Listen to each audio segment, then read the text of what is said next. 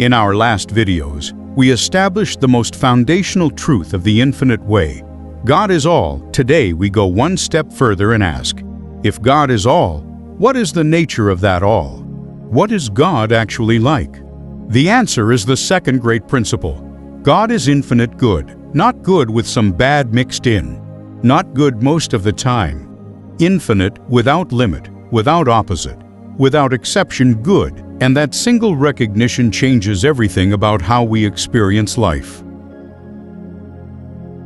The nature of God as infinite good. What does Goldsmith mean by infinite good?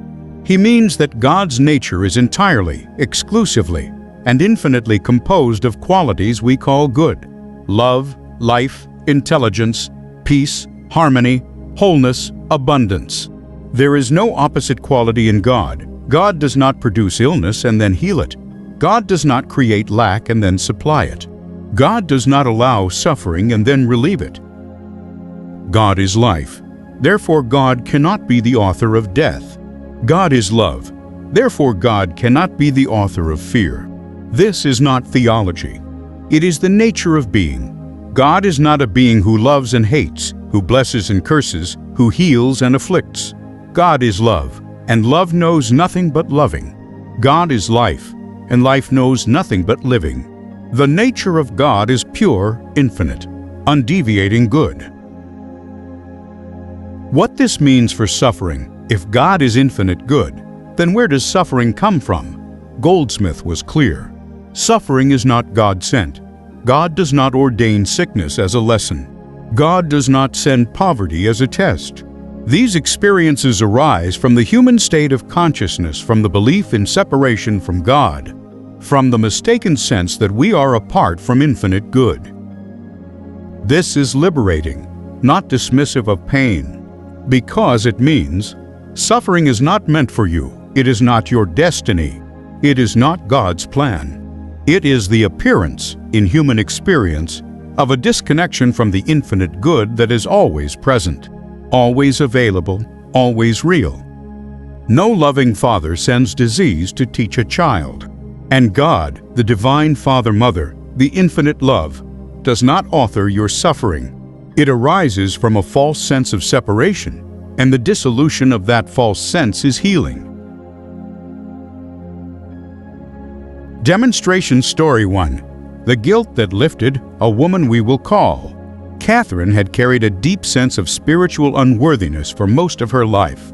She had been raised in a religious tradition that emphasized human sinfulness and divine judgment, and even after years of spiritual seeking, the belief that God was fundamentally displeased with her remained lodged in her consciousness. She came across Goldsmith's teaching on Principle 2. God is infinite good, and specifically, his teaching that God does not punish, that God is love, and love contains no punitive quality whatsoever. Catherine began meditating on this daily, not arguing the theology, but sitting with the experience. What if the divine presence that surrounds and indwells me is infinite love, with no judgment, no ledger of my failings, no stored-up wrath? She described what happened over the following weeks as a gradual thawing. The tightness in her chest, which she had always attributed to tension, began to soften. The sense of being watched by a disapproving authority faded. In its place came what she could only call warmth. A sense of being genuinely, unconditionally held. She said, "I didn't become a better person in those weeks. I simply stopped believing God thought I was a bad one." And in that freedom, her relationships, her creativity, and her joy all quietly flourished. Guided Meditation 1. Resting in Divine Love. Let us pause now and feel what we have been speaking about. Settle gently, close your eyes. Let your breath slow.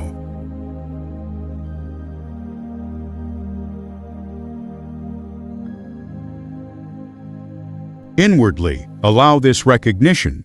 The presence that surrounds you right now is infinite love, not conditional love, not earned love. Infinite love, without boundary, without limit, without exception.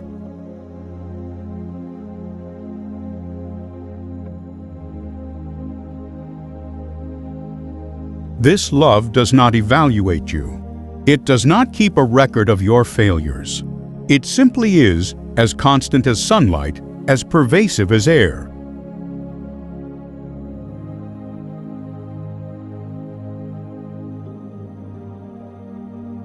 Let yourself be held by this love for a moment. You don't have to do anything to deserve it. You are already within it. You have always been within it.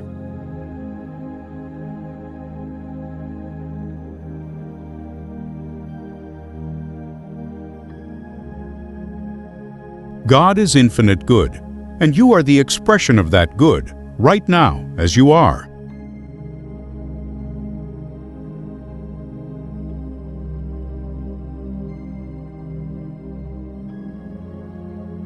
Rest here, in the warmth of infinite love.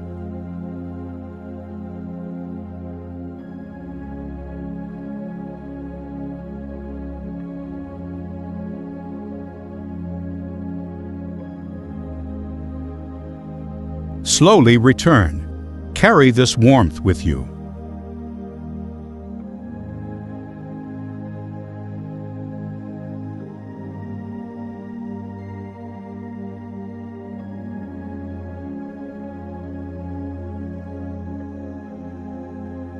God does not punish.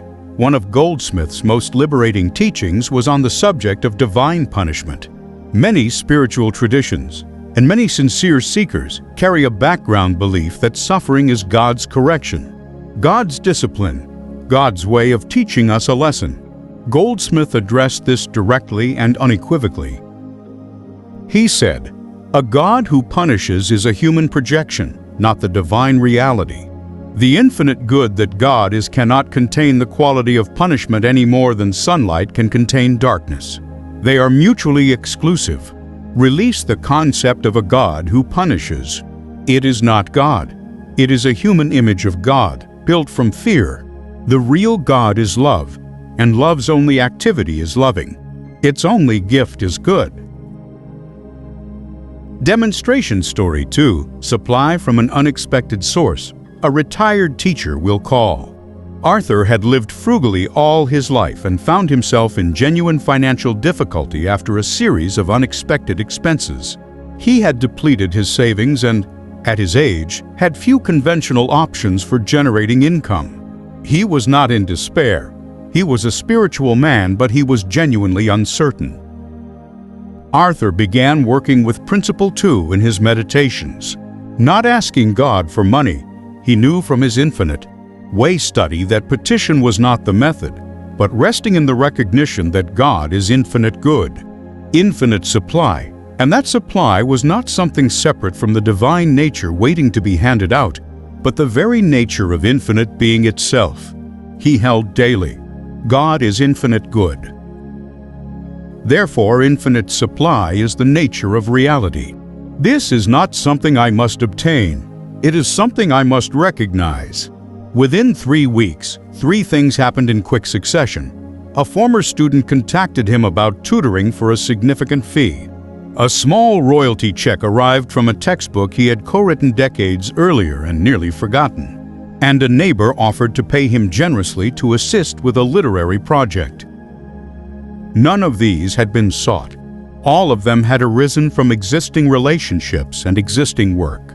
Arthur said, "The supply was already there. I just stopped blocking it with my fear of lack." Love as the only law, Goldsmith made a statement that I find profoundly beautiful and worth sitting with. Love is the only law, not one law among many, the only one. What he meant is that the divine nature, infinite good, operates not as a legal code of reward and punishment, but as a natural expression of its own being. Love loves, life lives, good expresses good. These are not commandments. They are the nature of God in action. When we align our consciousness with this truth, when we genuinely live from the recognition that infinite good is the nature and law of being, the so-called laws of limitation, disease, and lack begin to lose their authority over our experience. Not because we've found a better law, but because we've found the only real law. There is only one law, the law of love. The law of divine good. All other seeming laws are human-made, consciousness-made, and consciousness can unmake them.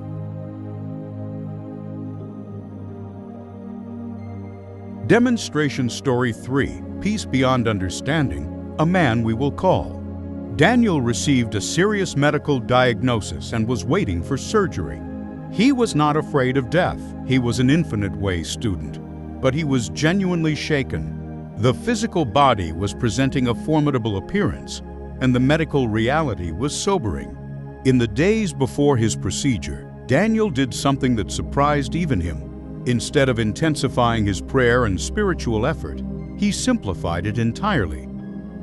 He rested in one truth: God is infinite good. Whatever this is, whatever appears, the only reality of my being is God's own infinite good that cannot be diminished by any physical condition.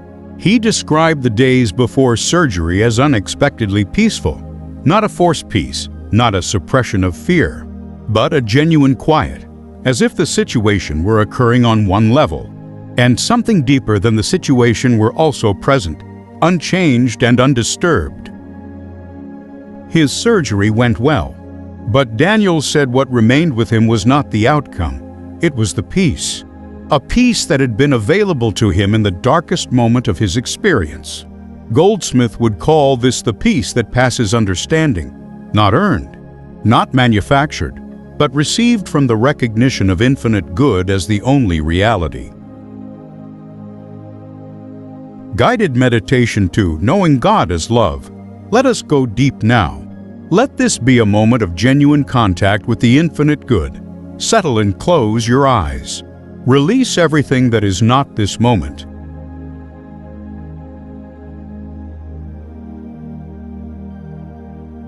There is a presence here, not distant, not above you, not requiring your worthiness here within, as close as your own breath, closer still.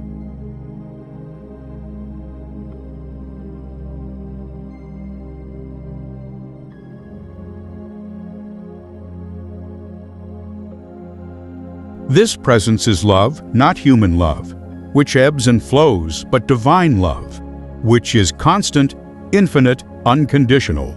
You are immersed in it right now.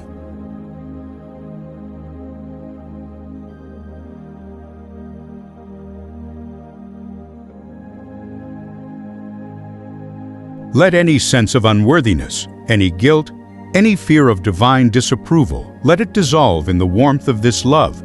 You are not being judged here. You are being loved.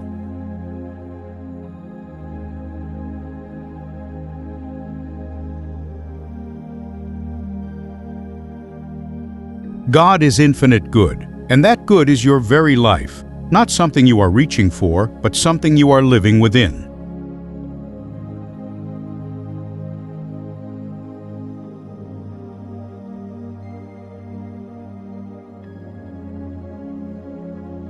Stay here a little longer.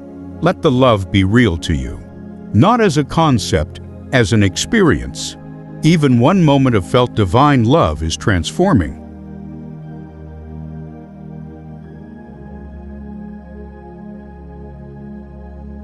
Very gently, gratefully, return. You are loved. You have always been loved. You will always be loved. That is the law.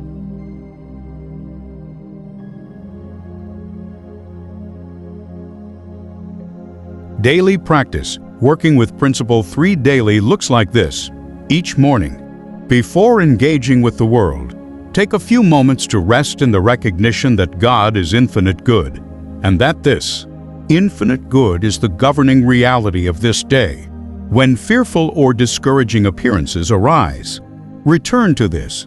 God is infinite good, therefore this condition has no divine law sustaining it. And then be still until the peace returns. And perhaps most importantly, release every belief that God is displeased with you. That belief is the single greatest obstacle to experiencing the infinite good that is your natural inheritance. Closing, God is infinite good. This truth is not comfort, it is reality. When it is genuinely known in consciousness, it transforms health, supply, relationships, and the entire texture of daily life. Join us next time for Principle 4, realizing your true identity. Until then, rest in the infinite good that you already are within, always.